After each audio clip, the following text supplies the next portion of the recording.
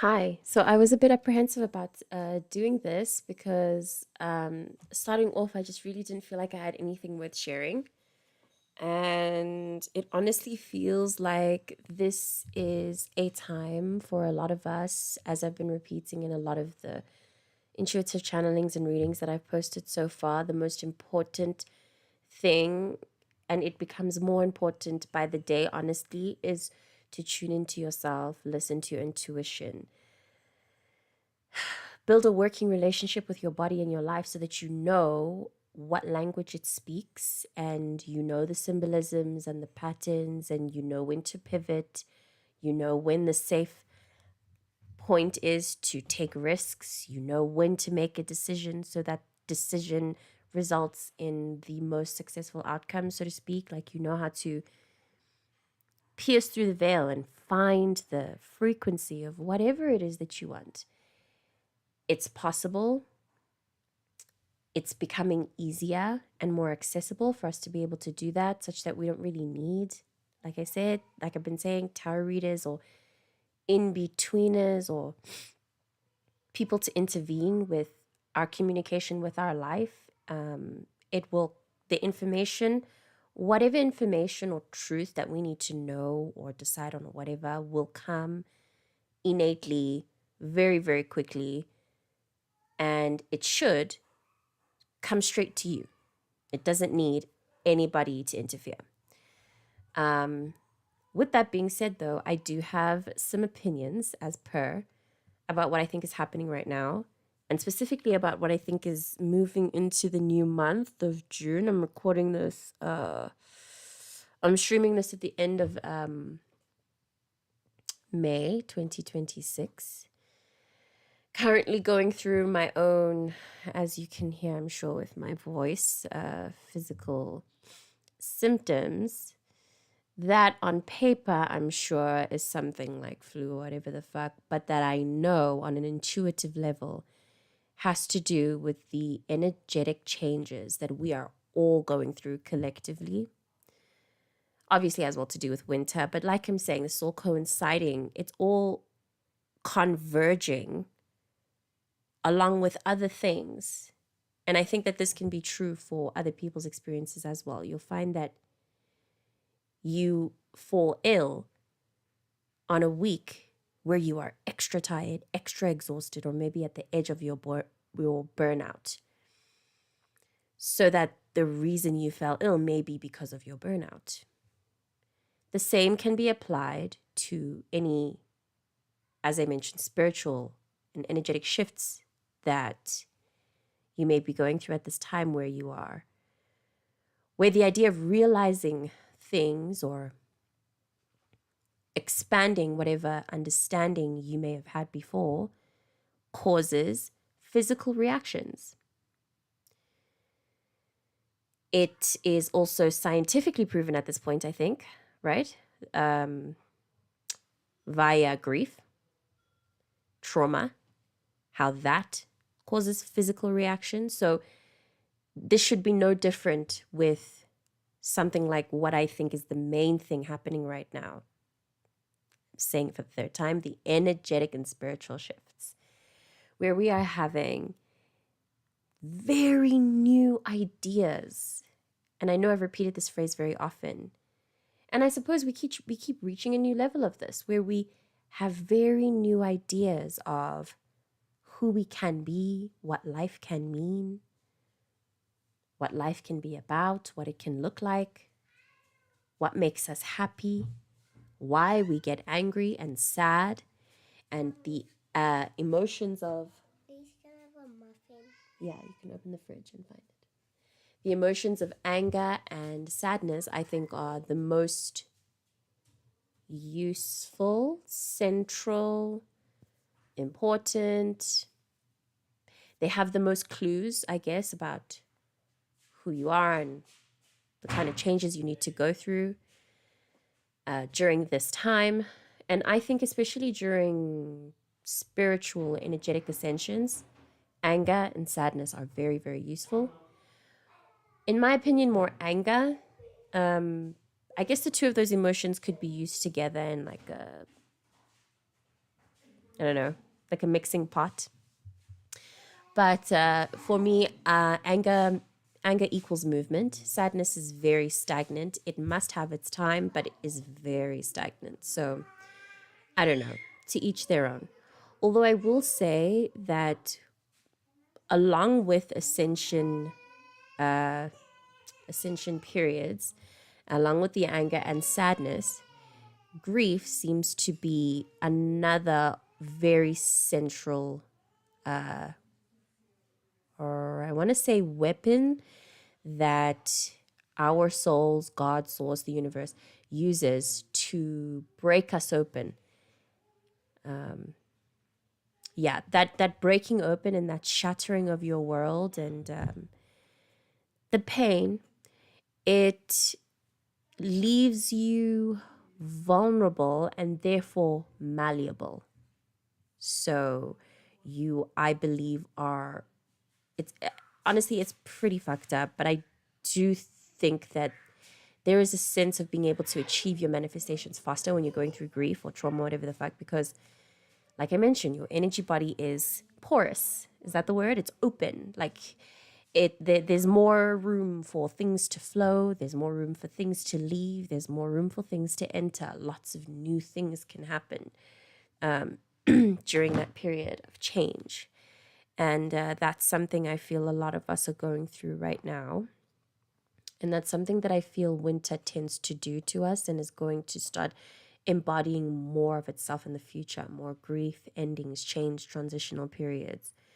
I know all season changes bring that kind of transition, but something about a transition into winter is very aggressive, violent, leaves falling, you know, the contraction of it. It becomes hard. There's a hardness. It's not very open or expansive, but it is still a very beautiful part of the process. And it may not feel that way, but it is very beautiful.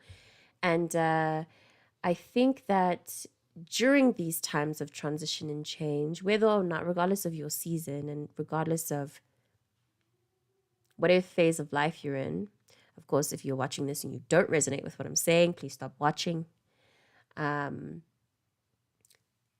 There are conversations between David Clements and Pam Gregory, the latest of which I will link in the description of this video, that are very helpful for me during periods of shedding, transition, all of that stuff. So just to throw in some kind of helpful resources instead of weighing down on the seriousness, I guess, of the situation, because I do believe that whatever phase we're in right now is very, very serious. Mommy, Let me finish. can you help me get the muffin and I'll get it by myself? When you open your eyes. Just a second, everybody.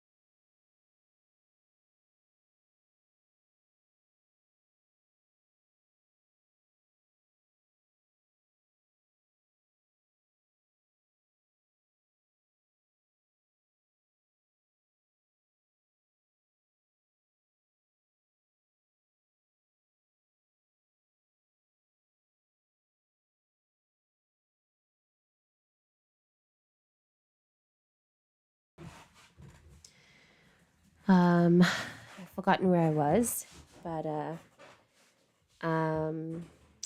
said resources, putting in, it's very serious, and we are in very serious times, yes. So while it is serious, though, I think that we should meet the intensity.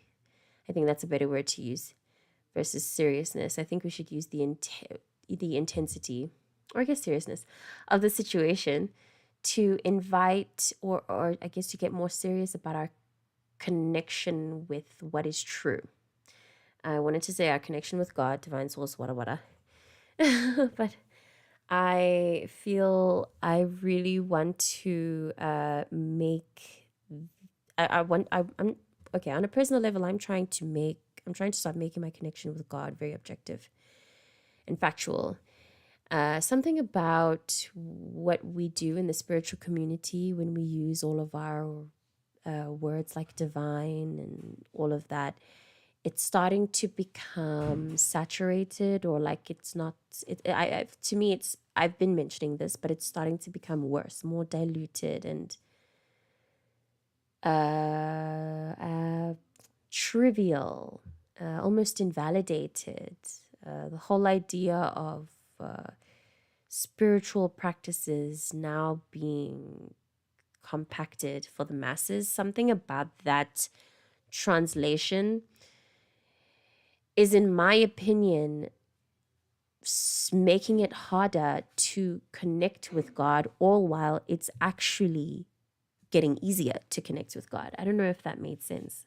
I hope it did. But yeah, with that, moving into my journey, I am going to try to start, like I said, being very objective, very scientific, and almost factual, and a little bit blunt. This is how it is regarding our connection with the other realms and the other side, because they are there's no more room to doubt it. It's not going to be real to you if you don't perceive it. But I do think that whether or not you perceive it objectively, there are other worlds. There are energetic influences from other places in the universe that we cannot see, that could be happening right next to us, but at the same time are probably light years away. You know what I mean? We do not understand this reality. So we have to leave the door open for any possibilities if we really want to enjoy life. Because at this point, with everything happening, what else are you going to do? What are you doing? Let me know. Comments down below, please, if you have any suggestions on how to stay afloat spiritually, energetically in these times without a connection to something other than what you see in front of you, you know, and something bigger than you, something like love, even if it's just love, you know. Please let me finish, baby, please. But Gogobi wants you to come to. Okay, hold on. Let me get to shuffling. There have been too many interruptions, and now starting to get a bit sharp, frizzed, frizzy. Like when hair curls up when water touches it. Anyway, hopefully what I've said is helpful. Quite a bit of cards there. We've opened, I saw the Seven of Cups. I'm going to put it right back. Now we have the Star and the Five of Swords. Sweet. And the Strength beneath the deck. And the Seven of Cups appears again. Wow. Okay, we love a clear message. And that is very clear. I would usually shuffle for the third card, but looking at the Strength card, it just felt immediately like, yes, this is it. So, yeah, I highly recommend that you watching this tune in to the David Clements, Pam Gregory conversation that's linked below. So important. So important and so closely linked to what we're dealing with right now. Of course, timeless intention. So whenever you're watching this, the theme is the soul and things beyond yourself. Do you know what I mean? Beyond. Do you see where this figure's observing? Like, there's no grasping on anything in the material because of how elusive all of it is, and more likely because of how all of it seems to rub up against you in a way that does not make you feel safe. I'm tapping into a frequency of somebody needing to deal with their relationship with their lives and the question of why they always feel like they're in danger. Why do you feel so tied to having a plan? I get it. Plans are like, yes, plan, yes, great. But why? To a point where it cripples you, to a point where you really can't live, to a point where you're completely detached from the idea that, from the magic that you exist. Like, it's not casual that you are alive as a human consciousness. Every moment really should be a miracle. Technically, really, really, every moment should be a miracle. It really, it's not, it's not light work that you are here breathing right now, and that somehow, through a millennia of people before you, you incarnated in this moment of all moments, in the body of skin that you came in, of all the bodies that you could have had, of all the names you could have had, of all the towns you could have been born in, of all the houses, of all the people. Do you know what I mean? The miracle, the particular miracle of that is calling for your attention. So just stay focused on that more often. That might help you deal with any unnamed fears you might have. I'm getting some kind of foreign guilt. I'm someone who suffers from that a lot, where I just feel constantly shameful or guilty about something. um, these two cards together are um are giving to me a feeling of anxiety and someone needing to face that anxiety head on. If by chance there's something that you're very nervous about during this time, sit more with it. Face it. I'm getting also the word paranoia, and I'd like to offer my experience of that. I'm pretty sure I'm out of the tunnel now, but a little while ago, I was traveling through a strange tunnel of death where a lot of people I care about were dying. And it started to make me very paranoid about the potential of more people I love dying. Unfortunately, that is a fact of life that I had to learn how to accept and face. And so I had to sit with it every time the fear crept up and I just felt randomly anxious about someone I love dying. I had to sit, fix the inner voice to say, and fix the inner voice and the intuitive part of me, the wisdom, higher self part of me. And to fix myself to listen to that part and hear her say that is not even unfortunately, it's neither unfortunate nor fortunate. It is simply a fact of life.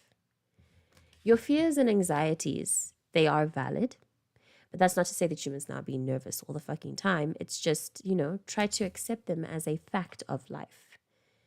This to me is also a card of like shedding judgment and kind of accepting the miracle of what everything is.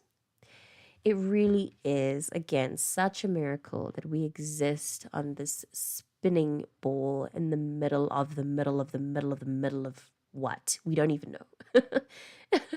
we can't really. I mean, we have all the science and logic hard stuff to explain more or less the bounds of the universe, but we don't actually know. And there are a lot of very incredible things happening right now that a lot of people are offering content about. I will link Stefan Burns, who has been keeping up with this objectively via the universe's movements. Watch some of his videos. Take note of some of the pointers that he gives. He's also super big on the magic of consciousness and existence, and how there's something bigger than us, so much more powerful than us, that's able to control every fucking thing about this reality. And that is technically through that control inviting us to release control, release it to it, and relax. So yeah, start taking all of that esoteric information in, start really absorbing it, so that it's interesting. 7 of Cups fell off. It fell off the deck as I shook the table. I think I need to read the interpretation of that. She's trying to get our attention. What was I saying? I was trying to describe the frequency of needing to absorb and truly embody the esoteric information that I'm sure we've all been studying and trying to practice. Keep going. Keep at your connection with yourself, your shadow work, being authentic with the self, asking yourself how you are, being honest about when you feel like shit. I've been giving a lot of advice, of that kind of advice to my clients lately, and it's quite interesting how it appears in readings. My clients are obviously dealing with very separate issues, but it always comes back to that for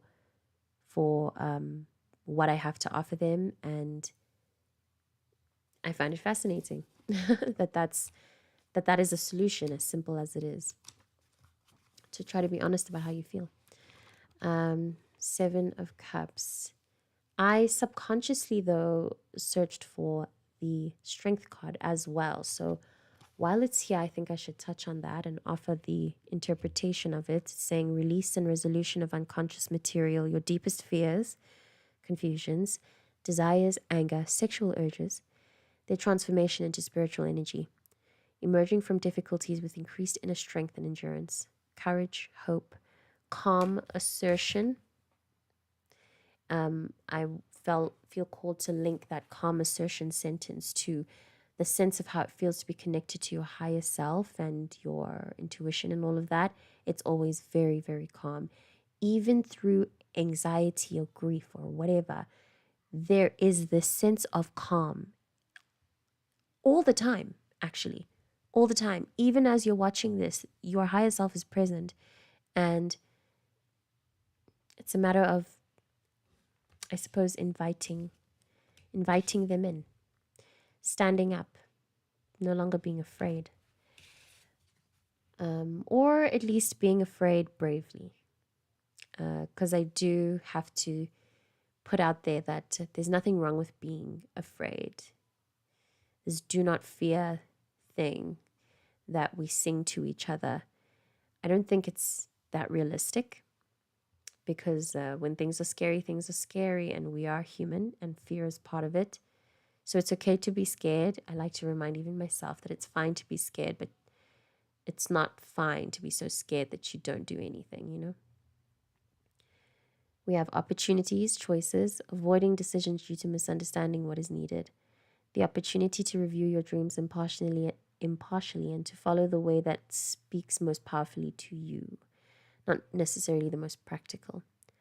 Logic is not the best way to decide this question.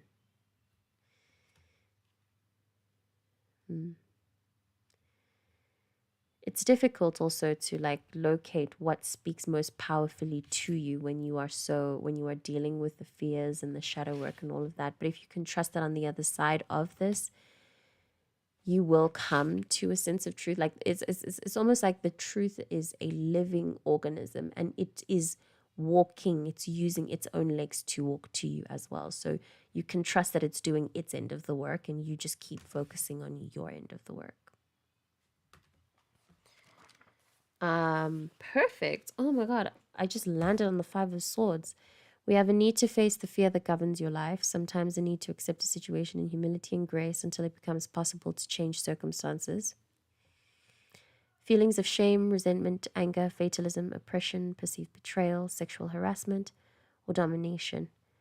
This sentence, accepting a situation in humility and grace until it becomes possible to change circumstances, feels important. Paired with the Seven of Cups, it does feel like there's going to be a little bit of a wait. I'm feeling into a deep seeking of clarity. We have the King of Rods and Justice. A deep seeking of clarity in, I suppose, how you can move in a world that's full of fear. I imagine that's what we're all dealing with right now. A sense of clarity on how we can heal and try to be hopeful and really be ourselves, going about life without having to drain ourselves in the name of the things we need to survive. I imagine that's something we're all dealing with as well. And this sense of clarity, we need to remember and understand, because of because the clarity is connected to our soul's truth and soul's purpose, all that, we have to surrender to the timing part of it. It's so serious, it's so big, it's so real. Again, the David Clemens Pam Gregory conversation, it's mind blowing. It might be a little bit strange to absorb because of his references to the Arcturians and all of that, but just listen to what he's saying. Just listen to what he says. Because honestly, I think everything about what he addresses in that video has to do with this reading and the changes we are going through. And I honestly think as a result that I don't need to say that much more. I think if you need anything or any form of upliftment, what I can tell you is that this sense of success, bliss, fulfillment, whatever it is guaranteed. It's objective because of the amount of work you've put in so far. I don't doubt that you've put in work. I don't even care if I don't know you, if I've never met you. I know, I really know that whoever finds this video and whoever resonates with what I have to say is doing a lot of fucking spiritual work to stay afloat during these times. You're doing a lot of incremental work to be a good person and to be true to yourself, and that's extremely commendable. And as a result, please know that what you're working for is objectively promised. It's not like a maybe or a rumor, or maybe if I work as hard at, it's not contingent on anything. It's a promise. It's objective. It's a fact. It's just a matter of dealing with the energetics of what this has done, of the fear. Again, guys, just watch the video. Just watch the Pam and David video, okay? It explains so much and it breaks down so much, and it's so helpful. And yeah, don't lose hope. I really hope that you don't lose hope. I hope you don't. Because it's baseless. There are no words to describe.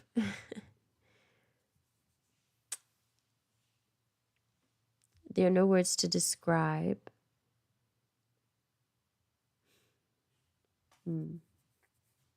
how miraculous and magical life is. As I mentioned in this live stream, that I didn't want to use too many frou-frou words, and now I'm here going, life is magical, life is miraculous. But it is objectively. And I hope through time and through the way that your life plans to unfold itself in front of you, because each of our lives is I feel, coming to a crescendo of a this is what it was all for. I think a lot of us are going to be experiencing that throughout this year. Really incredible realizations about the importance of timing and what's been happening behind the scenes, and lots of really coincidental coming together of situations, people, community, and even of you with your own sense of self.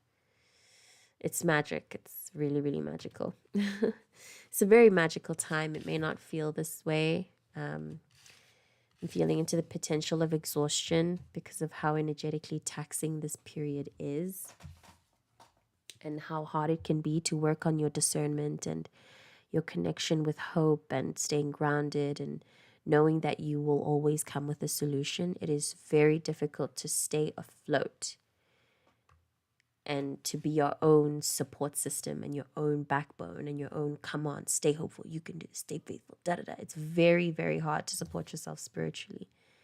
But like I said, the work is, you're coming to something. You've done a lot of that backbone build up, and you're coming to something amazing. We all are coming to something very, very amazing. And I honestly feel as though June 2026, it's gonna be a movie. It's gonna be very exciting. It's gonna be party scenes, connection, communication, lots of very, very exciting, thrilling, charming situations between people. Love it. And lots of people really coming into themselves and being more charming and beautiful in general. And I just love it. Love it. Love what I'm feeling. Anyway, I don't think I have anything more to offer. Again, please Watch that video. That conversation between David and Pam is so important. And I just can't believe that David is always giving us free information like that. And it's crazy. It's just crazy. But anyway, stay hopeful. And I'll see you in the next video.